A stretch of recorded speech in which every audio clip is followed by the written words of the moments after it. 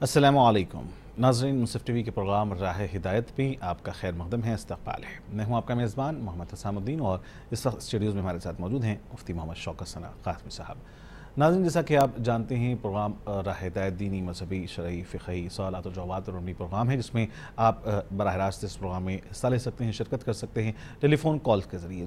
آپ کے ٹیلی vision screen پر جو ٹیلی فون نمبرات دکھائے جائیں گے، آپ ہمیں اس پر کال کریں، انشاءاللہ ہم آپ کے سوالات کو پروگرام میں شامل کریں گے، اور مفتی محمد شوکت ثنا قاسمی صاحب قرآن حدیث کی روشنی میں آپ کے سوالات کے جوابات دیں گے۔ سب سے پہلے تو اسٹوڈیوز میں ہی مفتی محمد شوکت ثنا قاسمی صاحب کا تہہ دل سے استقبال کرتے ہیں، خیر مقدم کرتے ہیں۔ ایک مرتبہ پھر الحمدللہ وہ آج ہمارے درمیان یہاں موجود ہیں۔ جس وقت آپ ہم سے ٹیلی فون پر گفتگو کر رہے ہوں، اس بات کا دھیان رکھیں کہ آپ اپنی ٹی وی کی آواز کو، ٹیلی ویژن سیٹ کی آواز کو کچھ کم کر دیجئے، دھیما کر دیجئے، تاکہ آپ کی آواز ہم تک صحیح طریقے سے پہنچ سکے۔ ساتھ ہی جس وقت آپ ہمیں سے کال کریں، اس وقت اپنا نام بتائیں، اپنے مقام کا نام بتائیں، اور پھر سیدھے اپنا سوال آپ پیش کر سکتے ہیں۔ سوال کو پہلے سے تیار رکھیں، زیادہ مناسب ہوگا۔ ایک کالر ہیں، بغیر کسی تاخیر کے پروگرام میں شامل کریں گے۔ السلام علیکم۔ السلام علیکم۔ وعلیکم السلام۔ پروگرام میں آپ کا خیر مقدم ہے، کون صاحب کہاں سے؟ میں نظام آباد سے احمد خیر الدین بات کر رہا ہوں۔ نظام آباد سے احمد خیر الدین صاحب، پروگرام میں استقبال ہے، فرمائیے کیا سوال ہے؟ لا علاج بیماری کے لیے کیا پڑھنا چاہیے؟ لا علاج بیماری کے لیے کیا دعا پڑھنی چاہیے، آپ کا سوال ہے۔ اور ایک سوال یہ ہے جی کہ بھائی بہنوں میں نااتفاقی ہے، جی، اس کے لیے بھی کیا پڑھنا چاہیے؟ آپس میں رشتہ داروں میں یا بھائی بہن میں نا اتفاقی ہے، ناچاقی ہے، اس کو دور کرنے کے لیے کیا کرنا چاہیے یا کچھ پڑھنا چاہیے، آپ کا سوال ضرور انشاءاللہ آپ کے دونوں سوالات کو شامل کریں گے۔ بہت بہت شکریہ احمد خیر الدین صاحب پروگرام میں کال کرنے، شامل ہونے کا۔ صاحب اسی سوال کو سے آغاز کرتے ہیں کہ نظام آباد سے احمد خیر الدین صاحب نے سوال کیا ہے کہ سب سے پہلا سوال کہ بیماریاں دن بدن پھیلتی جا رہی ہیں، بڑھتی جا رہی ہیں، اور بہت سارے مرض جنہیں ناقابل علاج کہا جاتا ہے، لا علاج کہا جاتا ہے، ایسی بیماریوں کے لیے کیا کوئی دعائے شفا ہے یا کیا پڑھنا چاہیے؟ دیکھیے، پہلی بات تو یہ ہے کہ بیماریوں سے اللہ تبارک و تعالیٰ سے پناہ مانگنی چاہیے، جیسے کہ نبی علیہ الصلوۃ والسلام نے دعا سکھائی، اللہم انی اعوذ بک من البرص والجذام والجنون ومن سیء الاسقام۔ من سیء الاسقام کا جملہ ایک ایسا مختصر اور جامع جملہ ہے کہ قیامت تک پیدا ہونے والی تمام برائیاں، تمام بیماریاں اس کے اندر شامل ہیں۔ نبی علیہ الصلوۃ والسلام نے فرمایا کہ اللہ میں پناہ چاہتا ہوں آپ کی برص سے، جذام سے، جنون سے، اور ہر بری بیماری سے۔ اب ہر بری بیماری چاہے ویڈس کی شکل میں ہو، سوائن فلو کی شکل میں ہو، ٹی بی کی شکل میں ہو، یا کسی اور شکل میں، دنیا میں جتنی برائیاں پیدا ہوں گی وہ سب من سیء الاسقام کے جملے میں وہ شامل ہیں۔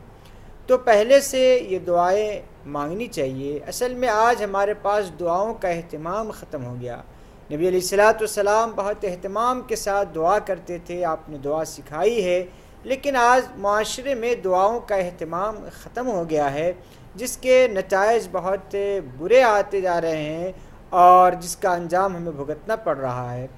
اور اگر کوئی بیماری لاحق ہو جائے تو ایسی صورت میں کثرت سے درود شریف پڑھنی چاہیے، اور خاص طور سے اللہم صلی علی محمد وعلی آل محمد، اللہم صلی علی محمد وعلی آل محمد، اللہم صلی علی سیدنا مولانا محمد وعلی آل سیدنا مولانا محمد صلاۃ تنجینا بها من جمیع الاحوال والآفات وتقضی لنا بها جمیع الحاجات وتطہرنا بها من جمیع السیئات وترفعنا بها اعلی الدرجات وتبلغنا بها اقصى الغایات من جمیع الخیرات فی الحیات وبعد الممات انک علی کل شیء قدیر۔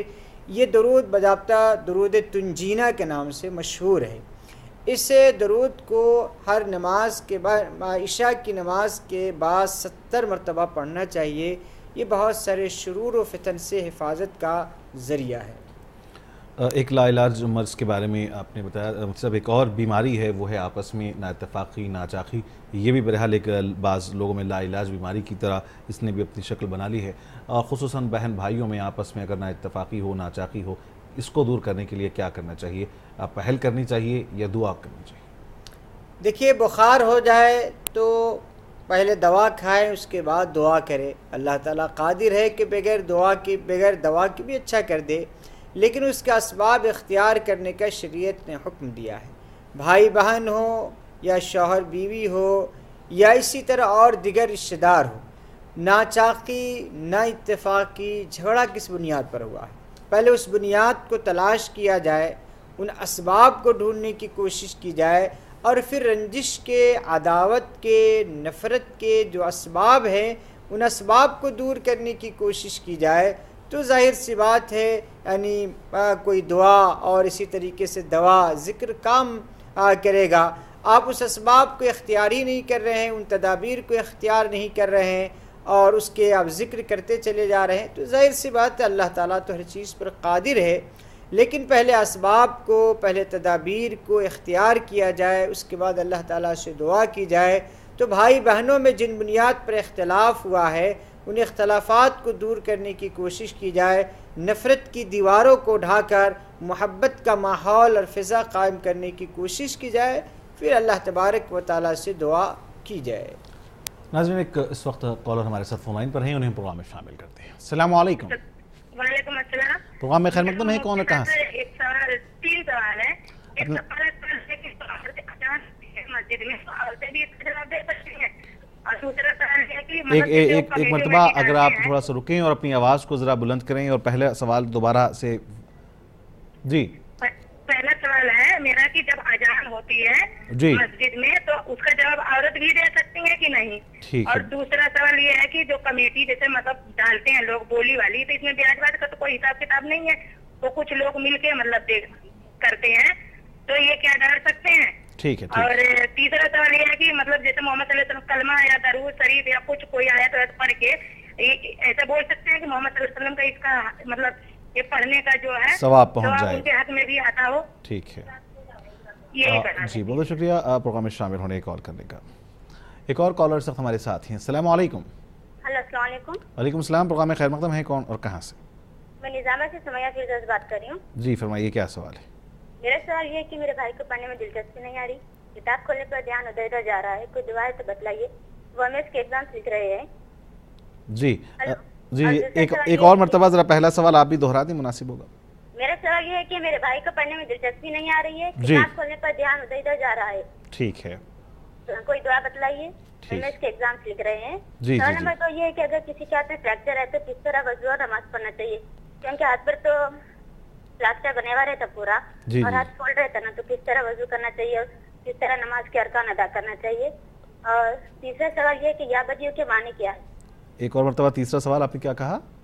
یا بدیو کے معنی کیا ہے؟ ایک کتاب میں لکھا تھا کہ بال بننے کے لیے یا بدیو پڑھے، میں اس سے پہلے بھی آپ سے سوال کری تو منزل پڑھو بولے تھے مفتی صاحب، تو بال بہت کم ہے نام، یا بدیو کے معنی کیا ہے وہی جاننا چاہ رہی تھی۔ ٹھیک ہے، ضرور انشاءاللہ۔ ایک اور کالر سخت ہمارے ساتھ ہیں۔ السلام علیکم۔ ہاں، وعلیکم السلام۔ پروگرام میں خیر مقدم ہے، کون صاحب کہاں سے؟ میں لکھنؤ سے بول رہا ہوں۔ جی محترم، اپنا نام بتائیں۔ مجھے اشتیاق علی کہتے ہیں۔ جی اشتیاق صاحب، فرمائیے کیا سوال ہے؟ میں یہ پوچھ رہا تھا کہ اگر کوئی گھر سے 120 کلومیٹر چلا جائے اور 15 دن کے اندر رہنے کا ارادہ ہو اور وہاں کسی وجہ سے وہ آگے رک جائے جی، تو اس میں کون سی نماز پڑھی جائے گی؟ ٹھیک ہے، یعنی 15 دن کا پہلے اس نے ارادہ کیا، وہاں جانے کے بعد اور مزید رکنا پڑ رہا ہے۔ جی ٹھیک ہے، ضرور انشاءاللہ آپ کے سوال کو بھی شامل کریں گے۔ بہت بہت شکریہ آپ پروگرام میں شامل ہونے کال کرنے کا۔ ایک اور کالر سخت ہمارے ساتھ ہیں۔ السلام علیکم۔ السلام علیکم۔ وعلیکم السلام۔ پروگرام میں خیر مقدم ہے، کون صاحب کہاں سے؟ میں تانڈور سے بات کر رہا ہوں، محمد مولانا۔ مولانا صاحب تانڈور سے، جی فرمائیے مولانا صاحب کیا سوال ہے؟ یہودی و نصران ہے کہ 72 فرقے حدیث میں ہے، جی، اور حضور فرماتے ہیں کہ ہمارے اس میں 73 فرقے ہوں گے، جی ایک فرقہ جنتی 72 دوزخی۔ جی تو وہ جنت کے صاحب سے پوچھے کہ جنت فرقہ کون سا ہے؟ جی میں اور میرے صحابی۔ جی، تو آپ ذرا اس کا خلاصہ بتائیں کہ جنت فرقہ کون سا ہے، اور جو فرقے بنی ہے 72 دوزخی، اور دوزخی فرقے کون سے ہیں؟ ٹھیک ہے، ضرور انشاءاللہ آپ کے سوال کو بھی شامل۔ بہت بہت شکریہ محترم پروگرام میں شامل ہونے کال کرنے کا۔ ایک اور کالر صاحب ہمارے ساتھ ہیں۔ السلام علیکم۔ جی السلام علیکم۔ وعلیکم السلام، پروگرام میں خیر مقدم ہے، کون اور کہاں سے؟ جی میں عظمیٰ زرین بات کر رہی ہوں، جی نظام آباد ضلع سے۔ جی فرمائیے۔ جی میں کو 4 سال ہو گیا ہے، ہر 6 مہینے میں 4 مہینے میں میرے کو ٹائیفائڈ سردی بخاری ہمیشہ رہتا ہے۔ میں ہاسپٹل کے طور پہ میں کئی دوائی استعمال کر رہی ہوں، کوئی میرے کو دینی طور پہ کوئی ایک وظیفہ دیجیے کہ میں ہمیشہ اس کا ہی ورد کرتی رہوں. میں نے 4 مہینے سردی بخار کہ ہمیشہ ایسے ہی ابھی فی الحال اسی پوزیشن پہ مہینے بھر سے میں بیمار رہی ہوں. ٹھیک ہے ضرور بہن انشاءاللہ پروگرام دیکھتے رہے راہ ہدایت. انشاءاللہ مفتی صاحب سے پوچھیں گے اس کا کیا حل ہم نکال سکتے ہیں. بہت بہت شکریہ آپ کا بھی کہ پروگرام میں آپ نے شرکت کی, پروگرام میں شامل ہوئے. صاحب اذان سے متعلق ایک خاتون نے سوال کیا ہے کہ کیا اذان کا جواب دینا اذان سن کر مسجد سے خواتین پر بھی واجب ہے, ان کے لیے بھی ضروری ہے؟ خواتین کے لیے بھی نماز پڑھنا لازم و ضروری ہے. اسی طرح خواتین کے لیے بھی اذان کا جواب دینا مستحب ہے. جس طرح مردوں کے لیے مستحب ہے اسی طرح خواتین کے لیے مستحب ہے. اس لیے خواتین بھی اذان کا جواب دینے کا اہتمام کرے اور اسی طرح اذان کے بعد جو دعا ہے ان دعاؤں کے پڑھنے کا بھی اہتمام کرے.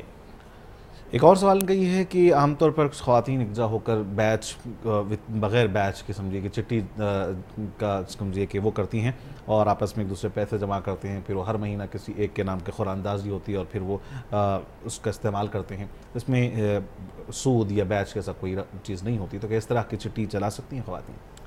دیکھیے چٹھی کی جو اگر واقعی یہی شکل ہے مثلا 10 خواتین مل کر ایک 500 یا 1000 یا 5000 کی چٹھی ڈالے اور قرعہ کے ذریعے سے کسی کی تعین کر دے, اس کی 2 شکل ہو سکتی ہے. یعنی پہلے ہی دن قرعہ کے ذریعے سے ہر خاتون کا مہینہ مقرر ہو جائے کہ خاتون کو جنوری میں, دوسرے کو فروری میں, اس طریقے سے 10 مہینے کی چٹھی یا 12 مہینے کی چٹھی ہو تو پہلے دن تعین ہو جائے. ایک شکل یہ ہو سکتی ہے. دوسری شکل یہ ہو سکتی ہے کہ ہر مہینے میں باضابطہ قرعہ کے ذریعے سے یعنی کسی کی تعین کی جائے. یہ دونوں شکل جائز ہے. البتہ چٹھی کی وہ شکل جس میں بولی لگائی جاتی ہے, یعنی جب مثلا 50,000 کی چٹھی ہے, بولی لگتی ہے, کوئی کہتا ہے میں اس کو 40,000 میں لیتا ہوں, کوئی کہتا ہے اس میں 45,000 میں لیتا ہوں, اور جو کم بولی لگاتا ہے اس کو وہ چٹھی کی رقم دی جاتی ہے. تو یہ چٹھی کا جو کاروبار ہے یہ درست نہیں ہے. اور قرآن اندازی کے ذریعے سے جو چٹھی کی تعین کی جاتی ہے جس میں کسی کو رقم کم و زیادہ نہیں ملتی ہے, یہ بالکل جائز و درست ہے. ایک سوال اس میں مفتی صاحب یہ ہے کہ بعض مرتبہ اس میں جو مینٹیننس کے اخراجات ہوتے ہیں اس کے لیے سمجھیے کہ کچھ پیسے علیحدہ لیے جاتے ہیں. ظاہر ہے جو اس کا مطلب کہ نظم کرتے ہیں, جو اسے لکھ کر رکھتے ہیں, پھر اس کے بعد ہر مہینہ اسے پیسے جمع کرنا پہنچانا, تو کچھ اس میں رقم زیادہ اضافہ لی جاتی ہے. وہ سود کی شکل میں تو نہیں آئے گی خدا نخواستہ؟ باضابطہ جو چٹھی کا نظم کرتا ہے وہ اگر پہلے یہ تعین کر دے کہ مثلا 5,000 کی چٹھی ہے لیکن ہر مہینے میں آپ کو 5,050 روپے دینے پڑیں گے. 5,000 تو چٹھی کے رقم ہے, البتہ 50 روپے جو فون کرنے یا آپ لوگوں کا بلانے یا آپ کے پاس جانے کا پیٹرول کا جو خرچ ہے وہ خرچ ہے. یہ پہلے ہی اگر تعین کر دی جائے اور تمام شرکاء سے اس طریقے سے 10, 20, 50 روپیہ زیادہ لے جائے تو پھر اس کی گنجائش ہو سکتی ہے. ایک اور سوال ان کا یہ ہے کہ کیا نبی کریم صلی اللہ علیہ وسلم پر بھی ہم اِیصال ثواب کے لیے کچھ پڑھ کر بخش سکتے ہیں, یا اگر ہم نے کبھی قرآن پڑھا, کوئی دعائیں پڑھیں, تو یہ کہا جا سکتا ہے کہ اس کا ثواب نبی کریم صلی اللہ علیہ وسلم تک پہنچا جائے؟ تمام نیک کام جس کو آپ کرتے ہیں اس کا ثواب کسی بھی مرحوم کو پہنچا سکتے ہیں. اسی طرح نبی علیہ السلام کو بھی نیک کاموں کا ثواب پہنچایا جا سکتا ہے. نظام آباد سے ایک اور نے سوال کیا ان سے سب کہ ان کے بھائی ہیں, خاتون نے سوال کیا ہے, ان کے بھائی ہیں اور ان کا پڑھنے میں جی نہیں لگتا ہے, کتاب کھولتے ہیں تو کتاب میں دل نہیں لگتا ہے, امتحانات قریب ہیں, تو ایسے لوگ کیا کریں؟ دیکھیے سستی کا علاج چستی ہے. دل نہیں لگ رہا ہے تو دل لگانے کی کوشش کیجیے. کوئی ایسی دعا میری نظر میں تو نہیں ہے جس کے پڑھتے ہی کتاب میں دل لگنے لگے. دل کیوں نہیں لگ رہا ہے؟ کہیں دل کہیں اور تو کہیں دوسری جگہ تو نہیں ہے. وہ دیکھیے دل کو دل جمعی کے ساتھ پڑھنے کی کوشش کیجیے. امتحان قریب ہے, اس کی فکر کیجیے, اللہ تعالیٰ سے دعا کیجیے, کثرت سے درود شریف اور استغفار پڑھیے. یعنی کم سے کم 100 مرتبہ درود شریف پڑھیے اور استغفار پڑھیے. اللہ تعالیٰ سے دعا کیجیے کہ اللہ تعالیٰ پڑھنے میں دل لگا دے اور امتحان میں اچھے انداز سے کامیاب کر دے. انہی خاتون کا ایک اور سوال ہے کہ اگر کسی حادثے کی وجہ سے فریکچر ہو ہاتھ یا پاؤں میں اور اسے پلاسٹر لگانے کی نوبت آ گئی ہے, تو ایسی صورت میں نماز کس حالت میں ہم ادا کریں؟ جس جگہ پہ پلاسٹر لگا دیا گیا ظاہر سی بات ہے وہاں پہ وضو تو نہیں کر سکتے ہیں، تو چہرہ ہے وضو کر لے، ایک ہاتھ وضو کر لے، پیر کو دھو لے، سر کا مسح کر لے اور اس ہاتھ پہ اس طریقے سے مسح کر لے، اور نماز کرسی پہ بیٹھ کر پڑھنا ہے کرسی پر بیٹھ کے پڑھ لے، لیٹ کر اشارے سے پڑھ سکتا ہے پڑھے، یعنی جس طرح سہولت ہو، نماز بہر صورت پڑھنا ہے، نماز کسی حال میں بھی معاف نہیں ہے۔ ایک اور سوال انہوں نے کیا ہے، آواز برابر مجھے نہیں پہنچ پائی کہ یا بنی اس طرح کچھ انہوں نے ورد بتایا، اس سے پہلے بھی انہوں نے کال کیا تھا کہ بالوں کے بڑھنے کے لیے اگر کوئی خصوصی وظیفہ ہے تو بتایا جائے۔ دیکھیے یا بدیع کا مطلب ہوتا ہے اثر نو پیدا کرنے والا، یعنی کسی چیز کو پیدا کرنے والا، نئی نئی چیزوں کو بنانے والا، یہ اللہ تبارک و تعالیٰ کی صفات ہے۔ یعنی اس کو ہم پڑھ سکتے ہیں اور اس سے پڑھنے سے سمجھیے کہ بالوں میں اضافہ ہو سکتا ہے۔ دیکھیے بال میں اضافہ ہوگا یا نہیں ہوگا یہ تو نہیں معلوم، لیکن جہاں تک وظیفے کے طور پر پڑھنا چاہتی ہیں تو پڑھ سکتی ہیں۔ لکھنؤ سے اشتیاق صاحب نے سوال کیا صاحب کہ گھر سے اگر ہم 120 کلومیٹر کی مسافت طے کریں اور 15 دن ہمارا وہاں رہنے کا ارادہ ہو اور بعد میں پھر وہ مدت اگر کسی وجہ سے بڑھانا پڑے تو پھر ایسی صورت میں کیا کیا جائے گا؟ نماز قصر پڑھی جائے گی یا عام حالت کی طرح پڑھی جائے گی؟ جب کوئی آدمی 78 کلومیٹر سے زیادہ کسی دور مسافت پہ سفر کر رہا ہے تو وہ مسافر سمجھا جائے گا، اور وہ جب تک 15 دن سے اندر وہاں رہنے کی نیت ہو، مثلا اس کی نیت 13 دن کی تھی تو وہ مسافر رہے گا، لیکن کسی وجہ سے آج جائیں گے کل جائیں گے، ابھی کام نہیں ہوا 5 دن اور رہ لیں گے، اس طریقے سے یعنی اگر وہ مدت بڑھتی چلی گئی تو بھی وہ مسافر ہی سمجھا جائے گا، جب تک کہ وہ 15 دن یا اس سے زیادہ مستقل طور پہ وہاں رہنے کی نیت نہ کر لے، جب تک کہ وہ مسافر نہیں سمجھا جائے گا۔ تو اگر 120 کلومیٹر کی دوری پر کوئی آدمی جائے اور وہاں 15 دن سے کم کی نیت سے ٹھہرا ہوا تھا، لیکن 13 اور یا 14 دن کے بعد مزید 5 دن اور ٹھہرنے کی نیت کر لیا تو اس کی وجہ سے وہ مسافر ہی سمجھا جائے گا، مقیم نہیں ہوگا۔ ان سے اس سے پہلے کی سوال کو تھوڑا سا ہم لوٹتے ہوئے جو بال بڑھنے کی انہوں نے بات کی تھی، آپ نے اس سے پہلے منزل کا ذکر کیا تھا، اگر جو منزل ہم پڑھتے ہیں دعائیں وٹ کرتے ہیں تو کیا اس پہ جو تیل استعمال کر رہے ہیں دوا کا ہو یا کسی اور بھی دوا کا ہو تو کیا وہ منزل کو پڑھ کر ہم اس تیل پر یا استعمال کرنے والی چیز پر دم کر سکتے ہیں؟ اصل میں دیکھیے عام طور سے عورتوں کا جو بال گرتا ہے 2 وجہ سے گرتا ہے۔ ایک وجہ تو یہ ہے کہ کوئی جسمانی مرض ہو جس کی بنیاد پر بال گرتا ہو، دوسری وجہ جو ہوتی ہے وہ کسی پر اگر اثرات ہو جائے، یعنی جن کا اثر ہو جائے یا سحر ہو جائے، اس کی وجہ سے بھی بال گرتے ہیں۔ ظاہر سی بات ہے میں عامل تو ہو نہیں کہ آپ کو چیک کر کے بتا دوں کہ آپ کا بال کیوں گرتا ہے، لیکن میں نے جو بتایا تھا کہ منزل پڑھیے، اس کو تیل پہ دم کر کے سر میں لگائیے، میں اس لیے بتایا تھا کہ اگر فرض کیجئے کسی اثر کی وجہ سے، سحر یا اثرات کی وجہ سے وہ بال گر رہے ہیں تو اس میں آپ کو فائدہ ہو جائے گا، اور تیل تو خواتین کو لگانا ہی چاہیے، مردوں کو بھی لگانا چاہیے، اس لیے کہ تیل لگانا بھی نبی علیہ الصلوۃ والسلام کی سنت ہے۔ نبی علیہ الصلوۃ والسلام سوتے وقت سرما استعمال کیا کرتے تو تیل بھی پابندی سے استعمال کیا کرتے تھے، جس سنت کو ہم اور آپ چھوڑ رہے ہیں، تو تیل لگانا بھی چاہیے، اور اس کو منزل میں دم کر کے اگر لگا رہے ہیں تو اگر اثرات کی بنیاد پر کسی طرح سے بال کا کوئی پرابلم ہو رہا ہوگا تو انشاءاللہ تبارک و تعالی اس کی وجہ سے وہ پرابلم نہیں ہوگا۔ جو بھی آپ تیل استعمال کرتے ہوں اس تیل پر منزل کو 3 مرتبہ پڑھنے کے بعد دم کر دیجئے، اس کے بعد اس تیل کو استعمال کیجئے، لیکن تیل لگاتے وقت تیل کے ڈھکن کو بہت دیر تک کھول کے نہ رکھا جائے، بلکہ تیل نکالنے کے بعد اس کو فوری طور سے بند کر دیا جائے تو یہ بہتر ہے۔ ناظرین کالر فون لائن پر ہمارے ساتھ ہیں، انہیں پروگرام میں شامل کرتے ہیں۔ السلام علیکم۔ السلام علیکم۔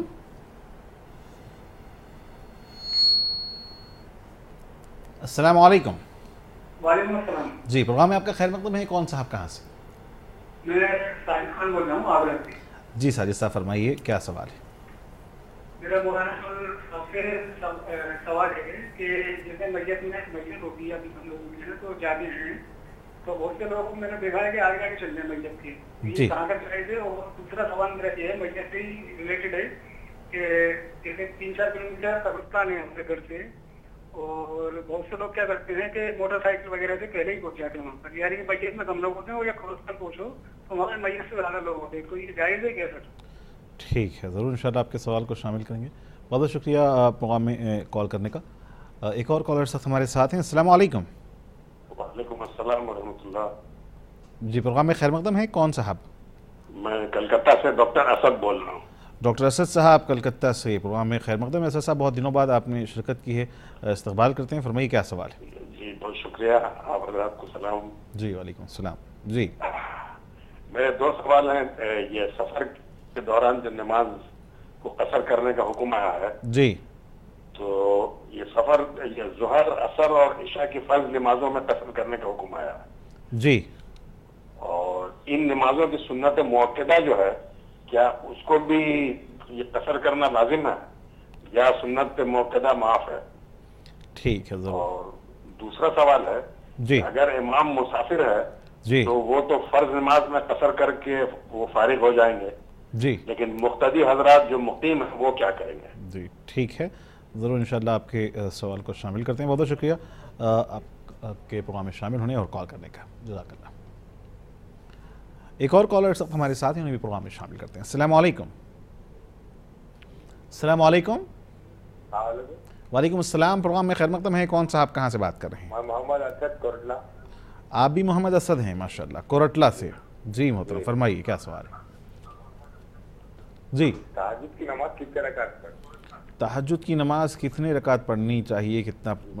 ठीक है, ज़रूर इंशाल्लाह। कल भी दो सवाल आए थे इसी मुनासिबत से, आज भी शामिल कर लेते हैं। ठीक है, बहुत बहुत शुक्रिया असद साहब प्रोग्राम में शामिल होने, कॉल करने का। तांडू से मौलाना साहब ने सवाल किया मुफ्ती साहब कि यहूद नसारा के 72 फ़िरक़े थे और नबी करीम सल्लल्लाहु अलैहि वसल्लम ने फरमाया कि उम्मत मुस्लिमा में 73 फ़िरक़े होंगे, एक फ़िरक़ा नाजी होगा। अक्सर ये सवाल हमारे यहाँ लोग प्रोग्राम में करते हैं और पूछते भी हैं बाज़ लोग, तो वो जो एक नाजी फ़िरक़ा होगा जो जन्नत में जाएगा वो कौन होगा, ये सवाल है।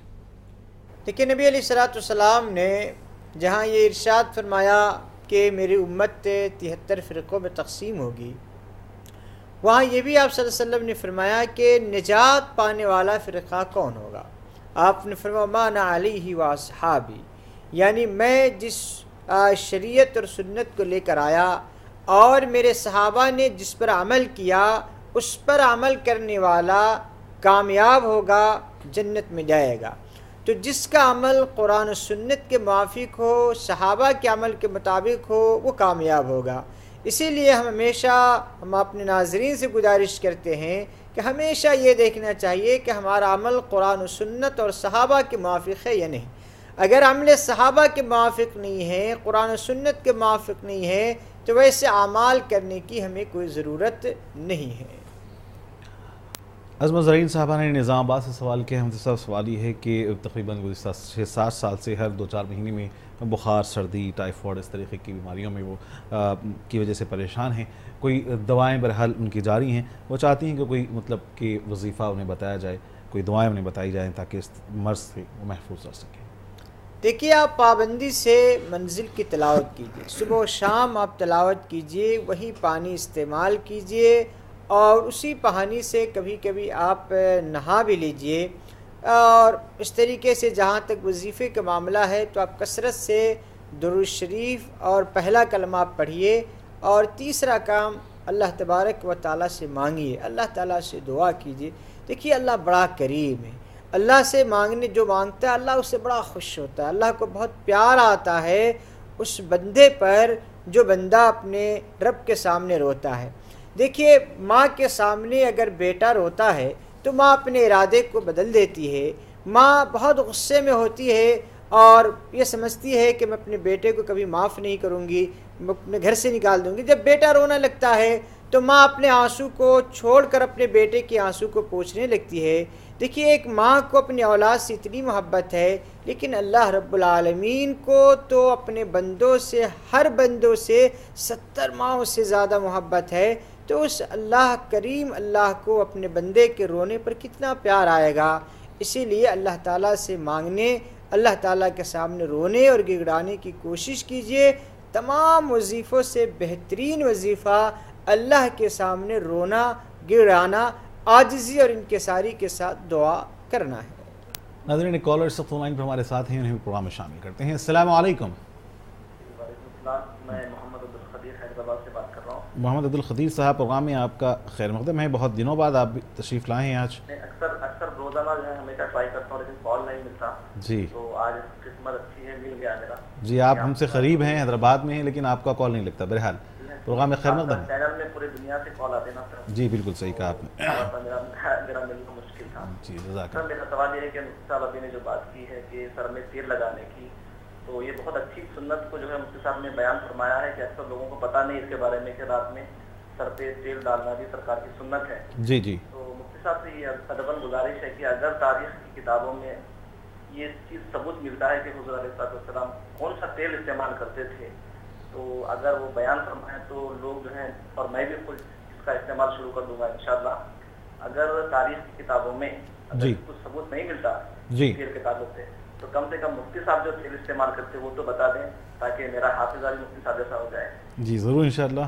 بہرحال اللہ تعالیٰ ہر کسی کو ہر اپنی فیلڈ میں اپنے میدان میں ماہر بناتا ہے۔ آپ اپنے میدان میں ماہر بنے، یہ ہماری دعا ہے۔ بہت شکریہ عبدالقدیر صاحب پروگرام میں شامل ہونے کال کرنے کا۔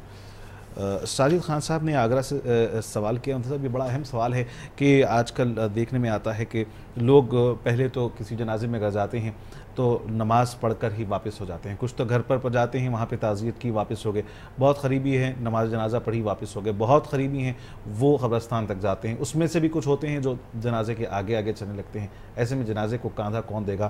بڑا اچھا سوال کیا ہے انہوں نے۔ یہ بھی کہا ہے کہ لوگ گاڑیوں پر آگے جا کے پہلے پہنچ جاتے ہیں، ضعیف حضرات بزرگ تو بہرحال ان کے ساتھ ان کی معذرت ہوگی، لیکن نوجوان بھی ایسا کرتے ہیں۔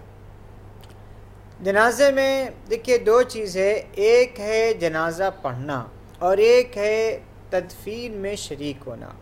حضرت عبداللہ بن عمر رضی اللہ تعالیٰ عنہ سے جب یہ بات کہی گئی کہ جنازہ پڑھنے پر 1 قرات ثواب ملتا ہے اور تدفین میں شریک ہونے پر 2 قرات ثواب ملتا ہے، تو انہوں نے بڑا افسوس کیا کہ کتنے سارے قرات کو میں نے ضائع کر دیا، اور 1 قرات برابر ہوتا ہے احد پہاڑ کے، اور احد پہاڑ تقریباً 6 کلومیٹر یا 9 کلومیٹر کے فاصلے پر ہے۔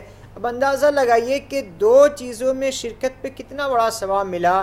اسی لیے ہم مسلمانوں کو اہتمام کرنا چاہیے جنازے میں شرکت کرنے میں، اور اسی طرح تدفین میں بھی شریک ہونے کا اہتمام ہونا چاہیے۔ جہاں تک مسئلہ آگے اور پیچھے چلنے کا ہے تو جنازہ لے جاتے وقت جبکہ ڈولا لے کر جایا جا رہا ہو اس وقت پیچھے چلنا مناسب ہے، بہتر ہے، لیکن اگر کچھ لوگ گاڑی سے پہلے قبرستان اگر پہنچ جائے تو ایسی صورت میں کوئی حرج نہیں ہے، اس کی بھی بہر صورت گنجائش ہے۔ ناظرین کالر سب فون لائن پر ہمارے ساتھ انہیں بھی پروگرام میں شامل کرتے ہیں۔ السلام علیکم۔ السلام علیکم۔ وعلیکم السلام، محمد عبداللطیف نظام آباد۔ جی محمد عبداللطیف صاحب نظام آباد سے پروگرام میں خیر مقدم ہے۔ فرمائیے عبداللطیف صاحب کیا سوال ہے؟ ہیلو جی جی آواز آ رہی ہے، فرمائیے۔ ہاں، یہ حوصلہ کی پیدائش کا وفات کب ہوئی بلکہ پوچھنا تھا، 11 تاریخ کو کرتے ہیں۔ جی جی، تو اصل ان کے وفات کب ہوئی اور پیدائش کا دن کون سا تھا؟ ٹھیک، کون سے مہینے میں ہوا تھا؟ ٹھیک ہے۔ اکثر 11 شریف میں 11 تاریخ کو 11 تاریخ 11 والے کرتے ہیں نا، ٹھیک ہے، پوچھنا تھا ہمارا۔ ضرور انشاءاللہ آپ کے سوال کو شامل کریں گے۔ بہت بہت شکریہ عبداللطیف صاحب پروگرام میں شامل ہونے کال کرنے کا۔ ڈاکٹر اسد صاحب نے کولکتہ سے سوال کیا ہم سب کہ سفر کے دوران نماز کو قصر کرنے کا جو ذکر ملتا ہے اس میں 3 نمازیں ہم قصر کرتے ہیں، سنت مؤکدہ کے متعلق کیا حکم ہے؟ کیا اسے بھی قصر کریں گے، سنتوں کو بھی، یا پڑھنا اس کا ضروری ہے؟ سفر میں 2 حالت ہو سکتی ہے، ایک تو آدمی ہے کہ مسلسل سفر میں ہو، ٹرین میں یا پلین میں یا بس میں ہو، ایسی صورت میں صرف فرائض پڑھنا ہے اور اس میں قصر ہے۔ سنت پڑھنا ایسے وقت میں مسنون بھی نہیں ہے، ضروری بھی نہیں ہے، لیکن کہیں آپ پرسکون جگہ پہ ہیں، مثلا آپ کلکتہ سے سفر کر کے دلی گئے اور آپ پہ 2-3 دن آپ کو دلی میں رہنا ہے، آپ نے فرض نماز پڑھ لیا، اس کے بعد آپ کے پاس ٹائم ہے، سکون سے ہیں، تو ایسی صورت میں سنت بھی پڑھنا ہے لیکن سنت میں قصر نہیں ہے، قصر کا تعلق صرف فرض نماز سے ہے۔ سنت جب بھی پڑھیں گے مکمل پڑھیں گے، اور سفر میں اگر آپ حالت سیر میں ہیں، سفر میں ہیں، جلدی میں ہیں، پریشانی میں ہیں، تو اسی صورت میں سنت کو چھوڑنے کی بھی اجازت ہے۔ اسی طریقے کا اور اہم سوال انہوں نے کیا مطلب کہ اگر کسی مسافر کو امامت کا موقع ملے تو وہ تو اپنی نماز قصر کر دے گا، اب مقتدی کیا کریں گے؟ پہلی بات یہ ہے کہ مسافر کو امام نہیں بننا چاہیے، جبکہ مقتدیوں کی بڑی تعداد مقیمین حضرات کی ہو، مقیم کی ہو، تو ایسی صورت میں مسافر کو امام بننا مناسب نہیں ہے۔ لیکن اگر مسافر امام بن گیا تو نماز سے پہلے ہی وہ اعلان کر دے کہ بھائی میں مسافر ہوں، 2 رکعت میں میں سلام پھیر دوں گا، آپ لوگ 2 رکعت کے بعد مزید 2 رکعت اپنی نماز کو مکمل کیجئے گا۔ اسی طرح وہ سلام پھیرنے کے بعد بھی کہے گا کہ میں مسافر ہوں، آپ لوگ اپنی نماز کو مکمل کر لیجئے۔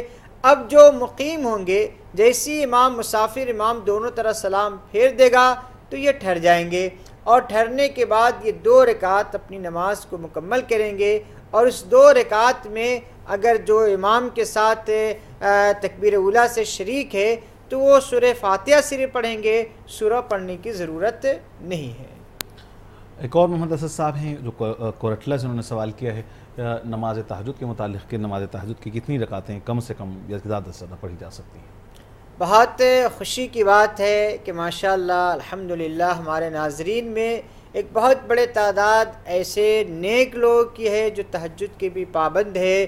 ہم ان تمام لوگوں سے خواہش کریں گے کہ ہمارے لیے بھی دعا کرے اور پورے امت مسلمہ کے لیے بھی دعا کرے، اس لیے کہ تہجد کی نماز تو یہ انبیاء اور اولیاء تمام کے تمام لوگ پڑھا کرتے تھے، اور یہ نماز اللہ تعالیٰ کو بہت پسند ہے۔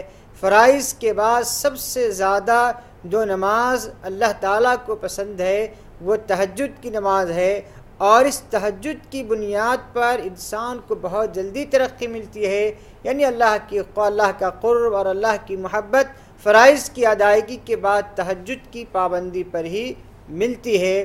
تو اسی لیے اللہ تعالیٰ اگر توفیق دے تو تہجد پڑھنی چاہیے، لیکن ایک مرتبہ جب اہتمام شروع ہو جائے تو پھر اس کو چھوڑنا نہیں چاہیے، زندگی بھر اس اہتمام کو باقی رکھنا چاہیے۔ تہجد کی 2 رکعت بھی پڑھ سکتے ہیں، 4 بھی پڑھ سکتے ہیں، 6 بھی پڑھ سکتے ہیں، 8 بھی پڑھ سکتے ہیں۔ بہتر یہ ہے کہ کم سے کم 4 رکعت پڑھنے کی کوشش کرے، اگر وقت کم ہو تو 2 رکعت بھی پڑھ سکتے ہیں۔ محمد عبدالقدیر صاحب نے حیدرآباد سے سوال کیا، مفتی صاحب جیسا کہ ابھی آپ نے کہا کہ رات میں سوتے وقت سر میں تیل لگا کر سونا یہ سنت سے ثابت ہے، تو آپ کا سوال ہے کہ واقعی اگر یہ کتب احادیث سے یا تاریخ سے ثابت ہے تو کون سے بہرحال اس کی وہ حوالہ جاننا چاہتے ہیں، ساتھ ہی ساتھ کہ نبی کریم صلی اللہ علیہ وسلم نے کون سا تیل استعمال کیا تھا؟ دیکھیں نبی علیہ السلام پابندی سے تیل استعمال کیا کرتے تھے، اور بلکہ ایک یعنی کپڑا رہتا تھا جو تیل استعمال کرنے کے بعد آپ صلی اللہ علیہ وسلم سر کے نیچے رکھا کرتے تھے تاکہ اس کی وجہ سے تکیہ وغیرہ یا دیگر کپڑے خراب نہ ہو۔ اور باضابطہ یہ روایت تاریخ میں نہیں، احادیث کی کتابوں میں شمائل ترمذی میں یہ روایت موجود ہے کہ آپ صلی اللہ علیہ وسلم کثرت سے تیل استعمال کیا کرتے تھے، اور نبی علیہ السلام جو تیل استعمال کرتے تھے وہ زیتون کا تیل ہوا کرتا تھا۔ خود آپ صلی اللہ علیہ وسلم نے ارشاد فرمایا کہ زیتون کا تیل کھاؤ اور اس کو سر میں استعمال کرو، بدن میں استعمال کرو۔ زیتون کا تیل استعمال کرنے کے بعد تو عام طور سے تیل کھانے کی جو بیماریاں ہوتی ہے، کولیسٹرول یا اس طریقے سے اور دیگر چیزیں، زیتون کے تیل میں وہ چیز موجود نہیں ہوتی ہے، اور وہ تیل تقریباً سمجھ لیجئے کہ تمام بیماریوں سے فری تیل ہے، اسی لیے اس کو سر میں لگانا بھی چاہیے، اور اس کو اللہ تعالیٰ اگر توفیق دے، گنجائش دے تو اس کو کھانا بھی چاہیے۔ اسی لیے کہ نبی علیہ السلام نے وہ اس کو مبارک قرار دیا ہے، اور اللہ تبارک و تعالیٰ نے بھی والتین والزیتون یعنی زیتون کی قسم کھائی ہے، یعنی گویا کہ اس کی اہمیت کو اللہ تعالیٰ نے بھی بتایا ہے۔ ایک اور کالر عبداللطیف صاحب نے نظام آباد سے کال کیا، مفتی صاحب کی سید عبدالقادر جیلانی رحمۃ اللہ علیہ کے مناسب یہ یوم پیدائش کی مناسبت سے اس ماہ مبارک میں 11ویں شریف کی جاتی ہے۔ آپ کی پیدائش کیا 11 تاریخ کو ہوئی تھی؟ کیا تاریخ پیدائش رہی ہے؟ حضرت عبدالقادر جیلانی رحمۃ اللہ علیہ کی وفات جو ہوئی ہے وہ ربیع الثانی میں ہوئی ہے، اور اسی ربیع الثانی کی نسبت سے 11ویں یعنی 11ویں بھی اب شریف ہو گئی ہے، یعنی 11ویں منائی جاتی ہے، جس کی قرآن و سنت میں کوئی اصل نہیں ہے۔ اور نہ حضرت عبدالقادر جیلانی رحمۃ اللہ علیہ نے اس طرح کی کوئی تعلیم دی ہے، کوئی ترغیب دی ہے، بلکہ پتہ نہ کس نے اس رسم کو جاری کیا اور کس طریقے سے مسلم معاشرے میں یہ رسم و رواج آیا۔ کاش مسلم معاشرہ شیخ عبدالقادر جیلانی رحمۃ اللہ علیہ کے صرف اس ہدایت پر عمل کر لیتے کہ نماز پڑھو اور نماز نہ پڑھنے والا مرتد اور کافر ہے، بے نمازی کو مسلمانوں کے قبرستان میں دفن نہ کیا جائے، بے نمازی کی نحوست 40 گھروں تک جاتی ہے، بے نمازی جس برتن میں کھانا کھا لے اس برتن کو استعمال نہ کیا جائے، گویا کہ کتا جس برتن میں منہ ڈال دے 7 مرتبہ دھونے سے پاک ہو جائے گا، لیکن بے نمازی جس برتن میں منہ ڈال دے وہ پاک ہی نہیں ہوگا۔ یہ سارے تعلیمات تھے شیخ عبدالقادر جیلانی رحمۃ اللہ علیہ کی۔ ان تعلیمات کو عام کرنے کے بجائے صرف جشن منایا جائے، کھانا پکایا جائے، لوگوں کو کھلایا جائے، ظاہر سی بات یہ سب کھانے پینے کے رسم و رواج ہیں۔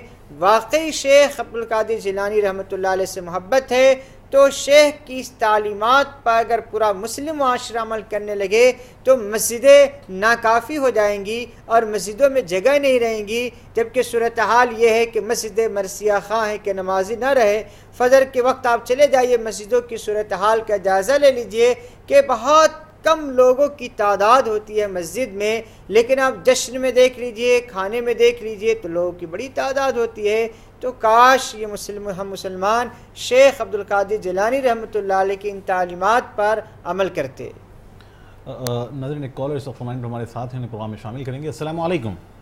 وعلیکم السلام ورحمۃ اللہ وبرکاتہ۔ پٹنہ سے بول رہے ہیں نعیم جی نعیم صاحب، پروگرام میں آپ کا استقبال ہے، فرمائیے کیا سوال۔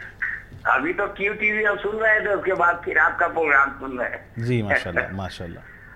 جی مفتی صاحب سے پوچھنا تھا یہ کہ نماز کے بعد جو دعا مانگتے ہیں، جی یا اللہ ہم گنہگار بندے ہم سے جو بھی غلطی اور معاف فرما، کسی آدمی نے کہا کہ نہیں گنہگار بندے مت کہیے کیونکہ یہ کہنا گناہ ہے، تو ہم کہا کہ ایسی تو کوئی بات ہے نہیں، کیونکہ تو اللہ کے ہم جرنے ہی بندے ہیں۔ عاجزی سے انکساری سے ہم کہتے ہیں۔ جی جی، تو انہوں نے کہا کہ نہیں گنہگار مت بولیے، تو ہم کہا کہ کیوں نہیں بولے، ہم جتنی دنیا کے اندر ہے انسان صحیح مسلمان میں گنہگار ہے بالکل، کیونکہ اچھا، تو اس کے بارے میں جاننا چاہتے ہیں کیا صحیح ہے یہ غلط ہے۔ ٹھیک ہے، بہت اچھا سوال کیا ہے نعیم صاحب نے، بہت شکریہ پروگرام میں شامل ہونے کال کرنے۔ ایک اور کالر اس وقت ہمارے ساتھ ہیں۔ السلام علیکم۔ ہیلو، السلام علیکم۔ وعلیکم السلام، پروگرام میں خیر مقدم ہے، کون اور کہاں سے؟ جی میں بامبے امبرناتھ سے افروز جہاں بول رہی ہوں۔ جی فرمائیے کیا؟ میرا سوال یہ ہے کہ تہجد کی نماز فجر کی نماز کے 1 گھنٹہ پہلے پڑھ سکتے ہیں کیا؟ اور دوسرا سوال یہ ہے کہ وضو کرنے کے بعد شیشہ دیکھنے سے وضو ٹوٹ جاتا ہے کیا؟ ٹھیک ہے، ضرور انشاءاللہ آپ کے دونوں سوالات کو شامل کرتے ہیں، بہت شکریہ۔ نعیم صاحب نے سوال کیا مفتی صاحب، اور اس سے پہلے کالر ہمارے ساتھ ہیں، انہیں پروگرام میں شامل کریں گے۔ السلام علیکم۔ السلام علیکم۔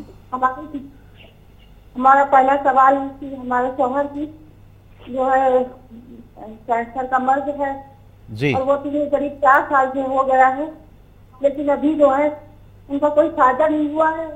ہم نے آپریشن بھی کرایا، اس کے بعد مجھے گارڈ بھی نکل ہے 4 بجے سے، تو کوئی وظیفہ وغیرہ ہمیں بتا دے جس سے جو ہے ان کو فائدہ ہو جائے۔ ضرور انشاءاللہ۔ اور دوسرا یہ ہے کہ ہمارے پوتے کا اظہار نام ہے، اس کے معنی کیا ہے اور وہ اچھا ہے کہ نہیں، اور ہمارے لڑکے کا ایاز نام ہے جس کا جو وہ اس کا لڑکا ہے۔ ٹھیک ہے، ضرور انشاءاللہ کوشش کریں گے آپ کے سوالات کے جوابات دینے کی۔ بہت شکریہ پروگرام میں شامل ہونے کال کرنے کا۔ ایک اور کالر اس وقت ہمارے ساتھ ہیں۔ السلام علیکم۔ السلام علیکم ورحمۃ اللہ وبرکاتہ۔ وعلیکم السلام، پٹنہ سے انور اقبال صاحب۔ جی انور اقبال صاحب، پروگرام میں خیر مقدم ہے، فرمائیے کیا سوال ہے؟ دعا کے سلسلے میں ایک نظر سے گزری کہ پرانی آیت کو سجدے کی حالت میں نہیں پڑھیے نماز باطل ہو جاتی ہے، جیسے ملائکتہ و کتبہ و رسلہ والیوم الآخر، یہ سب چیز نہیں پڑھنی چاہیے، نماز باطل ہو جاتی ہے۔ جی دوسرے آدمی کچھ مفتری ٹائپ کے تھے واللہ علم، انہوں نے کہا کہ میں دعا کے نیت سے سجدے کی حالت میں پرانی آیت آپ پڑھ سکتے ہیں۔ اب سجدے میں کیا نیت ہے کیا ہے، اتنا اس کنٹروورشل میں پڑھنے سے بہتر ہے کہ کسی مستند حوالے سے اپنے دل کی तशद्दी कर लिया जाए कि पढ़ा जाए या नहीं पढ़ा जाए। नंबर दूसरा एक सवाल है सहू के सिलसिले में कि एक मस्जिद में 3 रिकत असर की नमाज के बाद इमाम साहब ने सलाम फेर दिया और काफी मुकालमा हुआ। उसके बाद उन्होंने चौथी रिकत की दोबारा नियत बांधी, एक रिकत पढ़ने के बाद सिजदा सहू किया और पीछे मुक्तदी की नमाज गड़बड़ा गई। सलाम करने के बाद वो अपनी बची हुई पूरी रिकत में खड़े हो गए, फिर उसके बाद वो दोबारा इमाम की इब्तिदा में शामिल हुए, फिर अपनी बची हुई तो उस सिलसिले में कुछ तरतीब कर दिया जाए। जो तो गुजर गया, मैं भी उस जमात में शामिल था, अल्लाह तो कबूल कर ले। ये 2 सवाल है और माशाअल्लाह अगर कोई सबमिटिव क्वेश्चन होगा उसके लिए आप काफी हैं। जी मोहतरम, एक सवाल आपसे मुझसे भी जानना चाह रहे हैं कि इमाम साहब ने बाद में 1 रकात नमाज पढ़ाई? जी जी जी पूरी थी। ये 1 रकात ही नमाज पढ़ाई या दोबारा से उन्होंने 4 रकात नमाज पढ़ाई? नहीं, 1 रिकत पढ़ाई, 1 रिकत। That is a unsatisfactory condition for me. ठीक है जरूर इंशाल्लाह आपके सवाल को शामिल करते हैं। बहुत शुक्रिया प्रोग्राम में शामिल होने, कॉल करने का। एक और कॉलर साथ हमारे साथ हैं। अस्सलाम वालेकुम। वालेकुम अस्सलाम जी, प्रोग्राम में खैर मकदम है। कौन साहब कहाँ से? जी मोहम्मद जुबैर, कोटा राजस्थान से बोल रहा है। मोहम्मद जुबैर साहब राजस्थान से, जी फरमाइए मोहतरम जुबैर साहब, क्या सवाल है? जी सवाल ये है कि हमने एक दुकान लिया है जी, तो उसमें हम मेरे बच्चों को बुला के कुरान पढ़ाना चाहते हैं जी और मिठाई मंगा के बंटवाना चाहते हैं, तो यह कर सकते हैं? ठीक है जरूर जी। और यानी दुकान की आगाज में जब आप दुकान खोलेंगे तो उस वक्त आपने इफ्तिताह के मौके पर नहीं, दुकान तो पुराना ही है हमारा सर। यानी आप रोजाना का अमल करना चाहते हैं? नहीं, काम हमने अभी नया करवाया, उसमें पेंट वगैरह सब करवाया नया उसको। ठीक है, आपने बच्चों को बुलाकर कहा है कि मदरसे वगैरह से कोई बच्चों को बुलाकर? मदरसे से। ठीक है सर, इंशाल्लाह आपके सवाल को शामिल करेंगे। जुबैर साहब प्रोग्राम देखते रहिए, राह हिदायत। बहुत शुक्रिया। नईम साहब पटना से सवाल करते हैं मुफ्ती साहब कि क्या नमाज के बाद आमतौर पर नमाज के बाद की दुआ हो या आम हालात की दुआ हो, बहरहाल आमतौर पर इंसान कहता है कि अल्लाह मैं तेरा बंदा हूँ, गुनहगार बंदा हूँ, तो मुझे माफ़ फरमा। तो यहाँ जो गुनहगार बंदा अपने आप को कहने का कहा जो जा रहा है, क्या ये सही है? नबी अलैहिस्सलाम ने इरशाद फरमाया कुल्लु बनी आदम खत्ता हो, कि सारे के सारे बनी आदम खताकार हैं, गुनहगार हैं, और अंबिया के अलावा कोई मासूम होता ही नहीं है। तो ज़ाहिर सी बात है हम अल्लाह ताला से अपनी इज्ज़, अपनी इनकिसारी का एतराफ़ करते हैं कि अल्लाह हम गुनहगार हैं, और रोज़ाना पता ना हमसे कितने गुनाह होते हैं, उसका अंदाज़ा नहीं लगाया जा सकता है। तो अगर कोई बंदा अल्लाह से दुआ कर रहा है कि अल्लाह हम गुनहगार हैं, तो ही माफ़ करने वाला है, तो इसमें नाजायज़ होने की क्या बात है? जो साहब ने आपसे कहा हो शायद वो गुनहगार ना हो, इसीलिए जिसको अपने आप के गुनहगार ना होने का यकीन हो वो न कहेगा, लेकिन जिस बेचारे को ये मालूम है कि हम दिन में पता नहीं कितने गुनाह करते हैं, अगर वो अल्लाह ताला के सामने अपने गुनाहों का एतराफ़ कर रहा है तो बहुत अच्छी बात है। अल्लाह ताला को इससे बड़ी खुशी होती है कि जब कोई बंदा अपने गुनाहों का एतराफ़ करता है, अल्लाह की अज़मत का इकरार और एतराफ़ करते हुए अल्लाह से दुआ करता है। बहरहाल एक और सवाल ये है मुफ्ती साहब इसके अंदर कि आमतौर पर हम दुआ मांगते होते कहते हैं कि अगर ये फ़ला काम मेरे लिए मुनासिब हो तो ये कर दे। तो आमतौर पर कहा जाता है कि ऐसा नहीं कहना चाहिए, बल्कि ये कहना चाहिए जो अपनी दुआ हो मांगना चाहिए कि ये सही है, या फिर हम ये कहें कि अगर ये मेरे हक़ में सही हो तो अल्लाह तो उसे कबूल कर। ये दुआ की जा सकती है कि अल्लाह अगर मेरे लिए बेहतर है, खैर और बेहतर तो तू जानता है, अगर ये मेरे बेहतर है तो इसको मेरे लिए मुक़द्दर कर दीजिए, और अगर इसमें शर है तो हमसे दूर कर दीजिए। ऐसी दुआएं की जा सकती है। मुंबई से अफरोज जहां साहबा ने सवाल किया है कि क्या नमाज तहज्जुद फ़जर की नमाज से 1 घंटा पहले पढ़ी जा सकती है? देखिए, नमाज तहज्जुद फ़जर की आज़ान से आधे घंटा पहले भी पढ़ सकते हैं। जब तक कि फ़जर का वक्त शुरू नहीं होता है उस वक्त तहज्जुद का वक्त बाकी रहता है।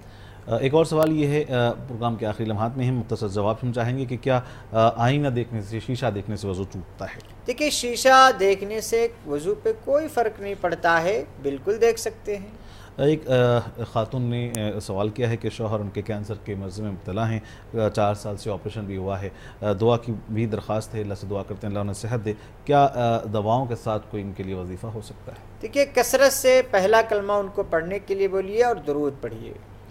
ایک انور اقبال صاحب نے پٹنہ سے سوال کیا مفتی صاحب کہ سب سے پہلے تو ایک پہلا سوال ان کا یہ ہے کہ سجدے کی حالت میں قرآنی آیت کیا پڑھی جا سکتی ہے؟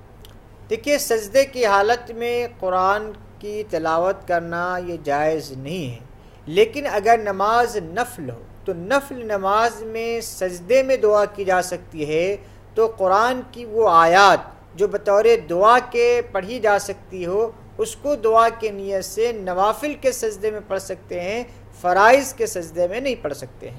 نماز سے ہٹ کر اگر ہم کوئی سجدہ کرتے ہوں تو کیا اس سجدہ میں اس طرح کی دعائیں جو قرآنی آیات بھی ہوں پڑھی جا سکتی ہیں؟ اس میں کوئی حرج نہیں، مثلا آپ دعا کرتے کرتے آپ کو جذبہ ہوا، آپ سجدے میں چلے گئے، وہاں جا کر آپ قرآن کی کوئی آیت پڑھ رہے ہیں تو کوئی حرج نہیں ہے۔ ایک اور اہم سوال ان کا یہ ہے کہ کسی مسجد میں انہوں نے نماز پڑھی تو 3 رکعت کے بعد امام نے نماز ختم کر دی، بعد میں بہرحال 1 رکعت علیحدہ سے انہوں نے پڑھائی، بہرحال وہاں پہ کچھ کنفیوژن سا ہو گیا، لوگ جو تھے وہ جو بعد میں آئے میں سمجھتا ہوں کہ وہ کنفیوژن کا شکار ہے، تو کیا ایسی صورت میں نماز کو دہرانا پڑے گا؟